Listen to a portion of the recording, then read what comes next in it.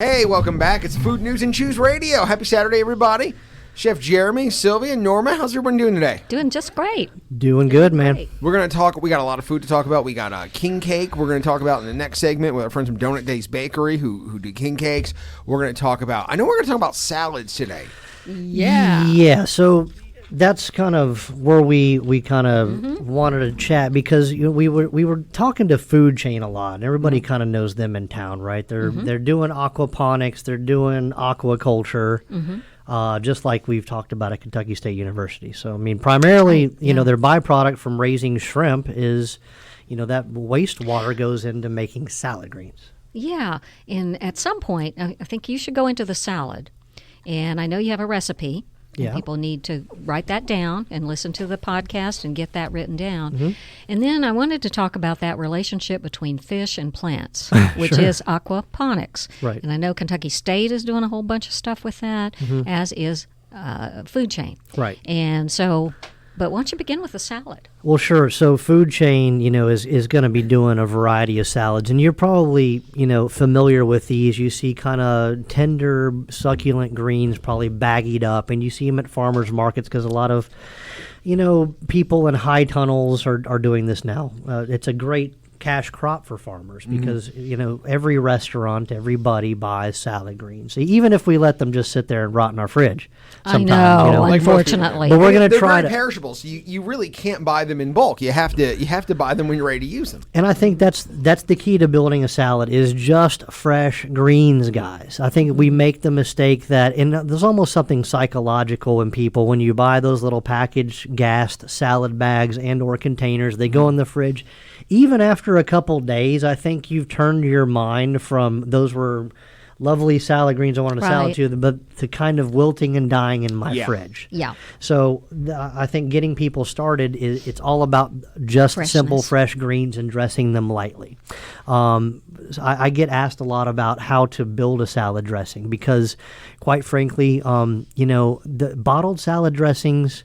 Is there one you like, guys? Is there one you buy at home? I know what I like. What do you like? Not bottled. Not bottled. You like fresh. You like from the restaurant, right? I don't eat salads at home much. Right. So what I like is what you we put do. on that house salad. It's a bomb. It is a killer. Yeah, my favorite dressing, honestly, is just whatever vinegar I have laying around and some olive oil. Right. That's so good. That's good. to me, that's the best. Well, see, I like flavor. So I think that's the key to it. Flavor is key, but, you know, a nice vinegar and a nourishing element. So whenever I'm making a vinaigrette, here's the base, and I tell all my cooks this, and this is kind of the intro 101 to vinaigrettes. One, you have to have a blender, okay? If you want to use an immersion blender, you know those ones that are on a stick that you can Those are kind of... great. They're great. Immersion blenders are good for home. oh, you mean that's the stick that The you stick put down blender. in something? Right. So instead of taking out all the heavy Oh. equipment at home and setting all that up and then finding the blade in the drawer of mess that you have, right? Just get the stick blender. They're good enough for about 90% of home preparations. Is that right? They come with a Absolutely. metal cup that's going to be roughly about 3 cups, you know, in size. And you need to get one of those kind of cylindrical things to put it down in? Well, they come it with comes it. with it. So Yeah. it's about a 4-cup metal cup that comes with it, and that's my mixing bowl. So into that cup, I'm always going to start my vinaigrette with shallot. I prefer it over onion. It has more aromatics than onion. It's not as harsh, and it kind of gives a nice puree or baseline flavor to all vinaigrettes. I always use some fresh thyme if I'm not naming another herb in the vinaigrette. So fresh thyme, shallots, How and much then of that do you put in? so typically for up to a quart of dressing, just 1 shallot and just a few sprigs of Do thyme. they look like onions? They kind of look like a small purplish. Kind of like a yellow- cross between an onion and a garlic. See how dumb I am? No, but they're good. They're really. I they're eat really Jeremy's food. They're So they're peel super it. mild. They're great. Peel it, add your thyme, add a few peppercorns. But here's the key: you just need 1 part vinegar to 3 parts oil. You can ratio this however you want. So if you wanted 1 cup of vinaigrette, you're going to use 1/3 a cup of vinegar and 2/3 a cup of oil, or 3. You know, Is or the vinegar key? Is the kind of vinegar? You're going to need the acid one because that's where all the flavor is in a vinaigrette, the actual element, the nourishing element as we call it, and also it helps to emulsify it. which, you know. Well, how do you find that in a grocery store? Is that just anything that's on the shelf in the cooking section? So when you're talking about vinegars for salad, I think most are appropriate, especially wine vinegars. The ones I don't really use are the harsh vinegars like white table vinegar. Oh, You know, that doesn't really okay. have anything but burn to it. Oh. But every other wine vinegar's gone through a process. It's Wine from a vinegar. food ingredient that Okay. matches up with your flavors. In general, I keep a few vinegars in my house. I keep white vinegar in there, honestly, mainly for cleaning. Right. I was going to say. Yeah, mainly for cleaning. for like a But- dishwasher. Right. Red wine Amazing. vinegar is great for salads. Balsamic vinegar, Okay. great for salads. Sometimes apple cider vinegar, that could be a little harsh, but it's great with potatoes. I Right. find it works great with potatoes. So you got those 3 vinegars plus a basic white vinegar. You're in You- good shape. You can make anything. And a lot of the flavored vinegars do the job for you. I mean, you can buy, you know, a white wine tarragon vinegar or ones that are infused with fruit. So you really don't have to add a whole lot else to it to get, Yeah. if it's like a blueberry white vinegar, then it already has the blueberry flavor. You might throw a few fresh blueberries in there or a spoon of blackberry or blueberry And you're preserves. putting this all in the blender. And the blender, right? So back to it. We have a shallot. We have thyme. We have a third part vinegar to 3 parts oil. If you want your vinaigrette to be creamy, you know, like a emulsified, just add a teaspoon of Dijon mustard. If you Dijon want it mustard. to break, which I like sometimes too, a loose vinaigrette is the one you see like Italian dressing that separates on the plate. You know, it's kind of oil and watery, but there's something nice about that sometimes on a plate. You know, that kind of broken vinaigrette look. It's a little lighter and doesn't coat the tongue as much and makes flavors come out more pronounced. That's right? really good for a tomato mozzarella salad. Yeah. where you want Oh, to yeah. see Oh, yeah, you yeah. want to see the I've seen olive that. oil inside the vinegar. I've seen that. You know, Yeah. and it, See, it- there's something sexy there's about something that. you know, super it- nice about that. What do you do with your balsamic vinaigrette that I love Okay. on that house salad? It is a killer salad. So here's the ingredients, because I just told you how to make a vinegar. We're going to finish this up. If you have your 1 part vinegar in there, 3 parts oil, your shallot, and your thyme. Let's talk about nourishing element. If you want a blackberry vinaigrette, let's use some fresh blackberries or blackberry preserves. One or the other is going to be good. If we use the preserves, we don't have to finish the vinaigrette with any added sugar or honey. It's already got the Yeah, sugar in because it. that's what I like is a little sweet. A little sweet. If you use the fresh fruit, you're probably going to want to finish the vinaigrette with a touch of local honey, and I mean just enough to take the bite off of the vinegar to make it balanced. So anyway, if you have everything in your blender but the oil, you turn it on high. Make sure the lid's on, or else you're going to have one of those explosions out of the kitchen. If you're using an immersion sounds like blender, something I would do. you'll kind of ease into it Yeah. until it starts to spin. At that point in time, all you have to do is slowly drizzle the oil in there till it's gone. And what you're going to see is a vortex forming at the top of the blender, that hole that spins. You know, it's like water draining down a drain. And as you add the oil, that's going to start to close and get smaller and smaller. And right before it closes, stop adding the oil. Oh. And that way your vinaigrettes don't break. They don't have a high ratio of fat to vinegar, and they're not going to And separate. how much oil do you put in? Did you say? Yeah, it's 1 part vinegar to 3 parts oil. And you can do that at any ratio And what you kind want. of oil do you use? Salad oil is going to be a good canola oil, something heart healthy. I'd probably stay away from soybean. Most other ones, What or about- a really strong one. I find it Extra virgin olive oil is not great for vinaigrettes. Really? I agree. Why? It's a little too Why? strong and olive oil I flavor. completely agree. Olive oil can kind of overtake Really? a salad dressing. Yeah, at home I use canola oil. Yeah, I use it as It's an the acrid. cheapest, and it's not, like you said, it's somewhat, I guess, heart healthy compared to some of the others. But it's a very neutral oil, because sometimes if you use really good olive oil that's really good, you won't taste the vinegar. Or you either won't taste the vinegar, or they'll fight each other. So what do you use in the balsamic you do? So we use balsamic vinegar. So that's going to be, just a dark aged vinegar. Everybody probably has balsamic vinegar at home. And to make that vinaigrette, I'm going to use, say, a third a cup of vinegar. I'm going to use 1 clove of garlic. I'm going to use 1 clove of garlic. 1 teaspoon of Dijon mustard. I'm going to use 1/3 a cup of blue cheese crumbles. Yeah. And then I'm going to use about a third a cup of brown sugar.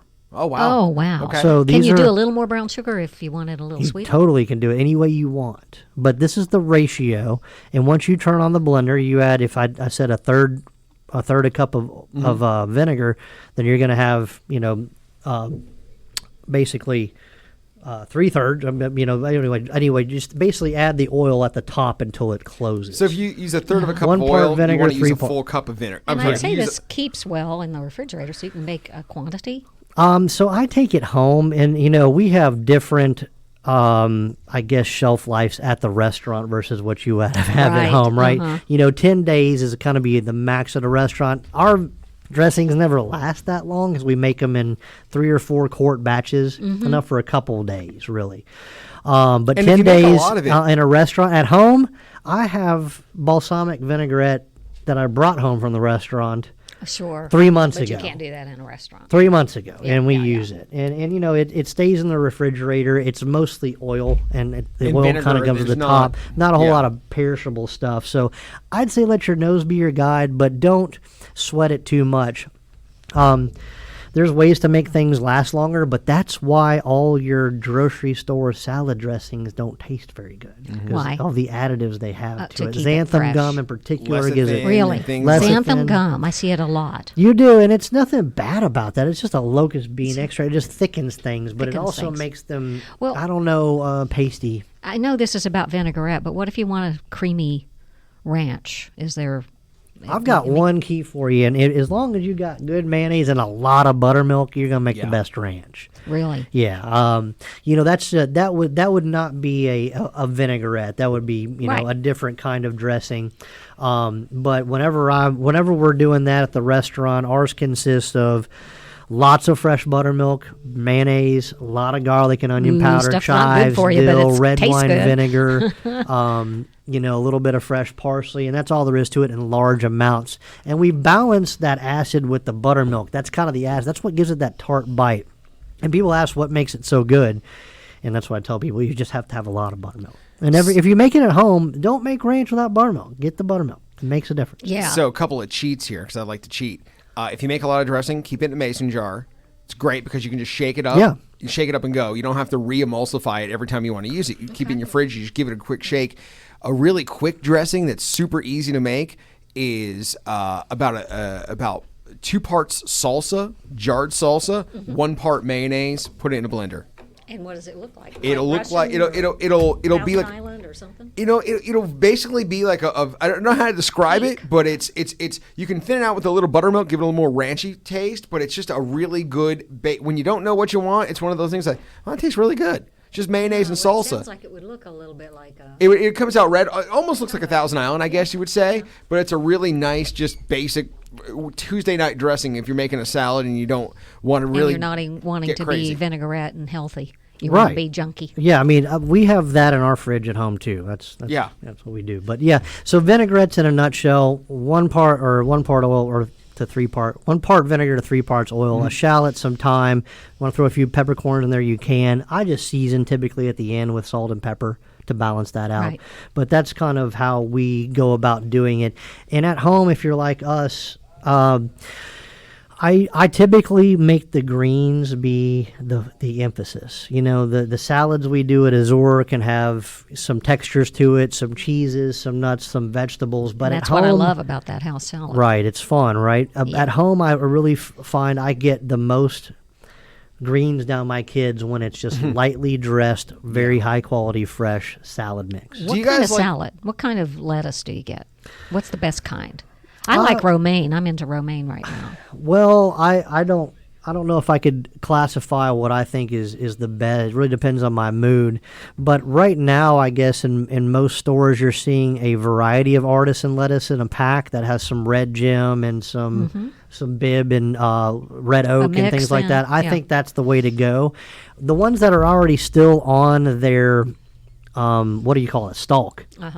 Or better. You're going to get a lot more shelf life out of that. Yeah, they have that like in Kroger's where They you do. like pick up something that has roots hanging off of it. Well, those are still like alive and growing, yeah. But there's other ones in a package that kind of just have the heart romaine still does. attached. It has the bottom. Yeah, is it all does, tied together. and you can usually get romaine and keep it pretty successfully. Can I ask you one more question about lettuce? Yeah. How do you grill romaine? That is fabulous. Well, Is that tricky? no, it's If not. it's tricky, you don't have to tell me. But No, it's not tricky. It's as simple as just having a lot of surface area. So you got a whole head of romaine, cut it in half lengthwise. and that's going to open up that big flat face. And just don't forget to season it. Lots of olive oil, lots of salt and pepper. The olive oil is going to drip off into the grill and flame up and kiss that lettuce, and that's what makes it good. Like if you just lightly grilled the romaine, I'm like, okay, I don't know. You want it charred. You want a I little want charred. a little black, and then Yeah. just searing the outside, because you still want the integrity of the lettuce. You don't want like warm lettuce. Exactly. It still has to have a crunch. So you'd put Still it has to on have a what bite. temperature? You don't. I'd probably say 425 on your grill for 30 to 40 seconds, Or an oven. and I would not flip it. No, flip Let it. it just sit. Don't You can use mess your with it. broiler if you do it right under the broiler. Okay. You can use your broiler Yeah. in your oven if you Right, don't want to get the right, grill right, hot. right. Okay. You can do it right there. Now, we talked about salad, which is healthy. Now we're going to talk about king cake coming up next. We're going to talk about Fat Tuesday and king cake, and you stick around. This is Food News and Chews Radio. Hey, it's Food News and Chews Radio. We talked about salads in the first half. Now we're going to talk about cake because you got to have a little something Yes. healthy. Fat Other salad Tuesday. than cake. I King like it. cake season is right around the corner. And it's all about fat and sugar. I mean, you got to like shovel it in. Yeah, Fred Fred, Wolstein of tell us. Donut Days Bakery on the phone with us. How you doing, Fred? I'm doing well, thank you. So king cake, you Yeah. you make king cakes, and you only do them this time of the year, right? Well, actually, we get calls for them throughout the year. Do you? There's various religions that celebrate using a king cake, so we'll make I didn't a know few throughout the year. But This it is really it. officially starts on Epiphany, and then Which it is runs January up 6th, to yeah. Fat Tuesday, which Yeah. is basically January 6th through February 21st. on Fat Tuesday, Yeah. the day before Lent, which is of course on a 22nd. Wednesday, Ash Wednesday. Okay. How many do you say that you prepare in that time period? Well, we've been selling them since January 5th already, and we did over like 120 or 130 already. But Fat Tuesday in Lexington is the big day, so we're gonna hit another 500 to 600 starting Saturday. Getting ready, we'll have people picking up Saturday, Sunday, Monday, Tuesday. So Wow. it's going to be an all-out run now. Oh, tell So- us about them. Tell us Is a about 'em. king cake, when we think of a cake, we think of a batter, like a loose batter in a cake pan. But a king cake is kind of put together a little bit differently, right? Absolutely. A lot of people that have never heard of them get the image of a traditional cake. It's actually comes from France via settlers in New Orleans, and it is a brioche type bread mixed with French pastry. And so the most modern thing that I can compare it to is a Danish. It's like a giant Danish. Does it have cream filling or something? Or is it just that No, moist? typically the traditional is cinnamon.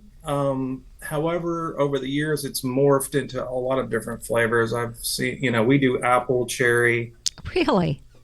cream cheese, and cinnamon, but Cream- cinnamon is far out the most popular. Is that mixed What into other the places batter? do- Is that mixed sorry? is that mixed into the batter or is that on the icing? When you said cream it's, cheese. It's actually when you're rolling the dough, it's layered on the dough and then rolled into it Oh. like a cinnamon roll. Oh. So it's not really in the dough; it is on top of the dough and then rolled and then cut and open, and then you get that oval shape that is symbolic of the king cakes. I was trying to kind of think about king cakes and some hacks and tips for home if you wanted to execute Oh, it. yeah. And I really started, thinking about the home baker dealing with brioche dough. And I came to the conclusion that you really just need to go to Donut Days and buy And one. buy one, Because yeah. I mean, if you really study that dough, you're talking about a butter leavened dough that usually has to sit overnight. Has a lot. I mean, it's a tricky thing. And then you say you're folding in, a laminated dough too. That's what creates that kind of crumbly texture, but still has a chew to it. It's a lot of work. And It reminds me of a challah sometimes, Yes. but more sweet. Definitely. This is a And process. It's a very sticky dough. I mean, it's hard to work with. Typically, we only do it. We chill it, which is a old baker's trick to get a dough that's cantankerous to be able to be worked with, and to slow down the fermentation process. When you're dealing with literally 50 pounds of dough at a time. You need to How do you be in convert? control. How do you convert your? It's like a factory almost, and then it's like super like there's a huge arc, and you're making donuts every day, and then you have to add this on. Do you have to bring extra people in to do these, or Yes, I do. It's basically what we call the old-fashioned all skate. Everybody's working. So we have people concentrating on doing king cakes. We have people concentrating on doing our normal decorating of conventional cakes and making the cookies, and But the you have donuts, to- of course, it's its own part. But we're going to be focused on this for the next 5 days. So, do you want to hear a funny story about baking, Fred, that happened when I was working in Miami? And this was one of the amateur baker interns that came in, and they were doing a large, equivalent to what you would have in a mixer, probably 50 to 100 pounds of flour at once. They were doing brioche. They over leavened it, and they forgot to add salt. So with the amount of butter in that dough and flour, the chef was already teed because it was expensive, and you can't just add the salt at the end. You're done. You've yeah. messed it up. Yeah. Well, of course, he takes this big batch of dough, and it goes to the dumpster outside where it's 90 degrees in Miami. Oh no! Oh my! 3 hours later, that thing is proofed into a big muffin on the top of the dumpster I love and that. basically baked crusted. It was a big dumpster muffin that weighed about Dumpster 3,000 pounds. muffin. That is a Dumpster great muffin. story. Dumpster muffin. Hey, you could try that, Fred. That'd be a publicity thing, Yeah, that'd be nice. duster- That's just a funny story about dough taking off. And you really, when it comes to baking, it's a good point. Is you want to have your what they call mise en place, all your things in place in the beginning, because if you forget your salt, you can't add it back in. It just won't work. During the pandemic, I've heard a couple of stories about that as people, however they screwed it up, it came out of the oven in Yeah. a huge, huge red bubble. Oh, yeah. That's why you get everything And together. how about get everything baby weighed out. Jesus? How do you do that so that it's not a day for dentists? How does a baby get done now? Do you just put it in there Well, randomly? The baby has, it's evolved over time. It used to be something like a bean or a coin or a metal token. And now it's a plastic baby Jesus representation, because the king cake is all about symbolism, actually. Right. You're talking about, it's basically a nod to the three kings coming to give gifts to the baby Jesus. So now the baby Jesus is maybe about a half-inch Tiny. tall Yeah. to 3/4. And we put it off to the side. It used to be in the cake. Right. That now is, that would definitely be a field day for some people that advertise quite often Yeah. on the radio. Yeah, it Back is. It is a choking weird- Personal injury attorneys, can we spell that? It's a weird thing that we used to, eat it in the cake, I and now know, we've I become know. so, I don't know, so litigious or so whatever that's that we right. can't even do that anymore. Well, dentists loved it too. Yeah. I mean, you didn't break your teeth. Well, on the it. dentist, I mean, this cake, basically you're talking about a sweet dough. Then it's covered with a very sticky vanilla glaze. Then we're going to pour some sugar all over it. You're going to pour a yellow sugar, a green sugar, and a purple sugar. So you've got like the triple. They should sell these at dentist office. I Yeah. mean, that's just, They should. yeah, I mean, it's a good business plan. Absolutely. Get you So right how's back in. business otherwise? Everything going well with you? We love our Well, donut days. Like a lot of people in the hospitality business, it's been a build back from the COVID situation, and it's slowly coming back for us. I mean, I feel for a lot of people, because there's a lot of places that they couldn't weather the storm. It was difficult, but yeah, people are getting out, and people are like, we expect a very big turnout. The weather looks to be in the low 60s for Fat Tuesday, so we think we'll have a lot of people this year. I know we only got a few minutes, but what's big in donut technology or in the donut world right now? Is there a new donut? For a while was the cronut was taking over. Is there a new flavor? Is there a new donut Is there on the something new in horizon? the I love donut it. world that we need to be aware of? There hasn't been much in the way of innovation in donuts. How do you improve on perfection? Right. It's How just- do you? Yeah, how do you improve on perfection? That's right. But what is there a new hot flavor? I just wonder how tastes have Yeah, changed, yeah. especially since COVID. It's like sandwiches, Right. sandwich weeks and stuff. Everybody tries to outdo each other on Right. what's on them. Yeah, Bacon? Do you have they bacon do come donuts? along. People will want, like, there was a Hawaiian flavor, but it failed about as fast as it came on. Hawaiian. I had I tried a sweet just- bean donut. I was not happy. Not there, but Sweet yes, bean. I Now, was out do- of town. I had a sweet bean. It was not. Do you have a not my thing. bacon donut? Bacon is a big thing now. That is something we do, not every day. I mean, we do rotate different featured donuts. Like for Fat Tuesday, we'll be doing a beignet donut and Ooh, a yeah. paszki, which is Nice. the Polish origin with fruit fillings and powdered sugar. Very on the outside. dense jelly donut. But go Jelly check out. donuts are really important. Yeah. Go and check on out Donut Fat Days Tuesday. on Southland. And if they have the apple cider donuts, get them because they're Apple cider Yeah, donuts? they're Yeah, guys, and absolute don't best. sleep on. I mean, apple Yeah. fritters. Yeah, apple Just fritters. the good old chocolate glaze, Yeah. classic glaze. And I mean, Chocolate glaze. Yeah. and I'm not gonna say this and you not have it, but you still doing the salt leaven bread? I am, but let me tell you something. I've had the worst run Right. getting the starter to hit. Oh no. This weather, if you talk to any old baker, this up and down, hot and cold, low humidity, high humidity, is not good for shop conditions. For salt rising, what we need is a stable temperature. I don't care if it's cold, Just stable. stay cold. Yeah, just don't mess Interesting. with it. Too dead. Just don't. The barometer going up and down Doesn't is not work. good for salt rising. Interesting. Bread So is Oh, yeah, right. bread is. hopefully, we get a stable weather pattern, then we'll get some good batches of salt rising. But right now, the starter is not my friend. Oh, Go and wow. see Yeah. Fred. Go and see Yeah, Donut Fred, Days. we love and Fred. Get yourself a king cake. Fred, thanks so much for being Yeah, on the thank show. you. Appreciate Yeah, you. thanks for having me. Uh-huh. All right. Yeah. All right. See, we talked about donuts. We had Fred on from Donut Days. We're We're going good. to talk. Yeah, I know we're we're going to gonna talk talk some about CSAs. So again, back to healthy vegetables. What's going on with CSAs right now? Well, you heard all about Jeremy's dressings, and to get your best and freshest lettuces and herbs and ingredients for those salads, you need to check out CSAs. Now is the time. Do not wait until March or April. They will be full. And you can find a listing of all of the CSAs either at Organic Association of Kentucky for your organic CSAs or KentuckyProud.org for all of the CSAs throughout Kentucky. Yeah, if you don't know what a CSA is, a CSA is basically you buy direct from the farmer. You Right. buy sort of a share of what the crop is, and then every week or every month or whatever you sign up for, you get a delivery, and you don't always know what's going to be in it.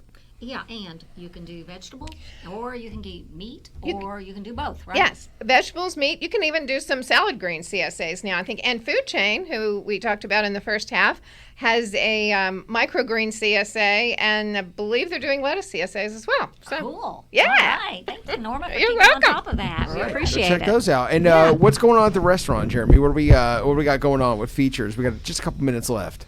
Well, there's really no absence of features at Azure. I mean, basically, we're kind of hopping into the spring right now, so all of our menus have just changed. What I really like right now is kind of the resurgence of lunch, and Oh, yeah. I guess throughout the pandemic years, the whole lunch menu didn't really jive with the current cost structure. But now that things are kind of leveling out and people are back to work, I'm really excited to be offering kind of a full-fledged lunch menu at Azure. You can have anything from chicken salad on grilled It's naan great. bread with chipotle and lime in it, solid burgers, soup, salad, sandwiches, and stuff that you can, that's approachable to people.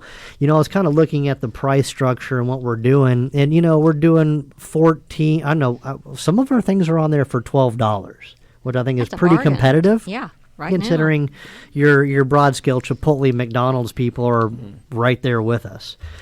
So I'm kind of really encouraging people to kind of revisit lunch. I know sometimes Azure can be hard to do a couple times a month for dinner. That can be expensive. We are more in the fine dining range, but inviting everybody out for lunch and brunch Try it. That's to try great. some things out. You kind of get to to dabble in some of our flavors without Yeah. having to Chicken spend as caprese much. is back. The burger. Right. The Plus, just salmon sandwich was. I was with a woman the other day. I thought she was going to die. She was so in love with that salmon. Yeah, that one's pretty Oh, man. pretty good. But that kind of goes along with brunch being open on Sunday, where everything from breakfast plates to country ham, eggs Benedict, or crab cake Benedicts. When we got the like I said, Diner Classic burger and Azure burger But too. I want to some fun know things. Yeah, what's the price of eggs?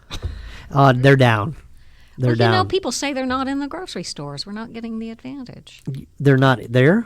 Yeah, that's what somebody told me. I don't know what to think about that. Yeah, I The don't know. wholesale market, I haven't seen anybody say that they're out, but there for a while we were talking about double the cost at least. Yeah. But things seem to be leveling out now. As long as we don't have any more avian flus, I think we might be in the clear. Interesting. good. Yeah, and we need that. I mean, this is the basis core of Yeah. every kitchen in America. We just need some good price Yeah, stability. Norma said there's some egg CSAs, so get them now while they're. Or the prices might go down. Who knows?